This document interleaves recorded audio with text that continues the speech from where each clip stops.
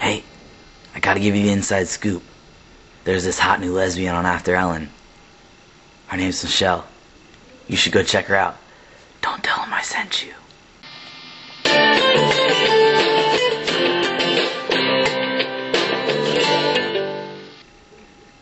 Hello.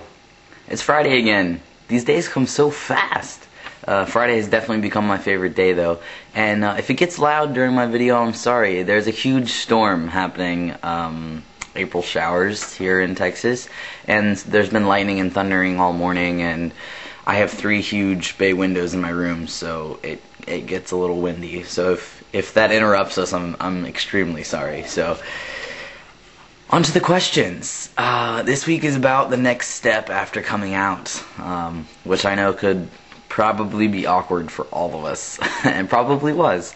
The first question was, how did you get used to interacting with people in the GLBTQ community when you were first coming out, and were there any awkward moments that you dealt with?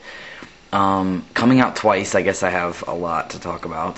The first time I came out, I was probably like 15, maybe. And there's this group in Texas run through our gay resource center that is called Youth First Texas, and it's for all gay youth in the area to get together, sort of like meet and greet and like potluck, and we like talk about queer issues and a bunch of other stuff. So it was first up and coming when I came out, when I was 15, and so I met I remember going the first time and being really, really nervous, and like not wanting to say why I was there or like how I identified or whatever, but you know, you're always kind of curious to go and check it out and see who else is there. And so it took me a couple sessions to get comfortable with it, and then once I had that sort of community there, it was much easier to spread it throughout the rest of my friends and community and family and stuff like that. As far as awkward moments go, I actually remember running into a couple of my Youth First Texas friends at a movie one time when I was with friends that didn't know that I like girls, and it was really awkward because my YFT friends were like, oh hey, blah blah blah, like talking to me or whatever, and they said something about women or something, and my other friends were just kind of like, what, why would you know anything about that? And so that was a little bit awkward because I had to do some explaining, but I mean, after that it wasn't awkward at all after I came out, except for like with family members, like with my grandparents and with aunts and uncles. But as far as in the community goes, I never felt really awkward. Oh, there was, okay, I know probably everyone can relate to this. The first time going to a gay club, like being like a kid in a candy store, that was a little awkward for me because, you know, you spent an hour trying to figure out what you were going to wear, and you have this whole group of friends that you go with, and you get there and you have no idea what it's going to be like. And of course you say you know how to dance for most of us, but we don't really. It's just sort of like a sidestep motion. We figure it out after that. So that was a bit overwhelming, but awesome. I still go, which is really funny because it's a completely different dynamic now, but I remember when it was such a novelty to go. It was such an exciting thing. So yeah, that can be a bit awkward. The second question, I guess, doesn't really apply to me. It's about people that are coming out a little bit later in life, and the expectations of the GLBTQ community that we didn't really feel like we meet. I came out relatively early. I came out as trans at 19, I guess. So that's still relatively early in comparison to a lot of other people in the community. So I'm not sure I can really speak on that. The only expectation I would say that I had a hard time with was transitioning from the lesbian community to the trans community, and the fact that in Dallas the trans community isn't really apparent.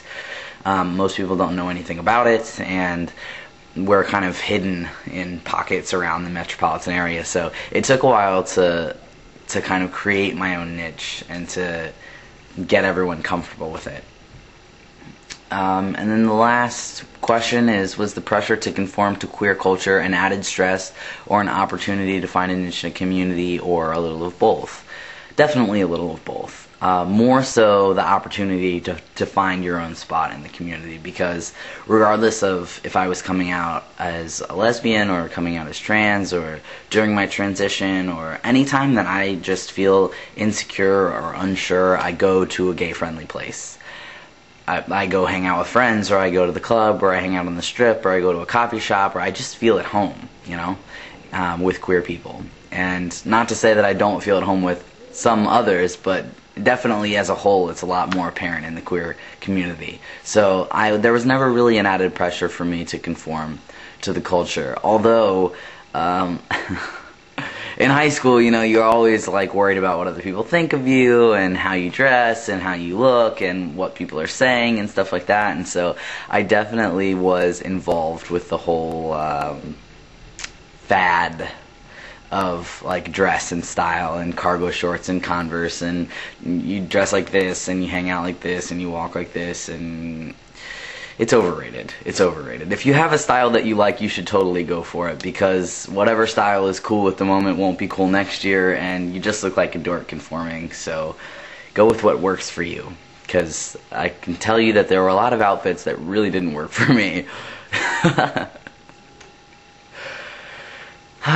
So yeah, I guess I answered these questions pretty quickly. The storm, it looks like, has stopped, and I have work this evening as usual. There's a stray dog. Uh-oh. I hope you guys have a great weekend, and don't forget to go check out Michelle's video on After Ellen. She did a fantastic job. So have a great week, guys, and I'll check you later. Bye.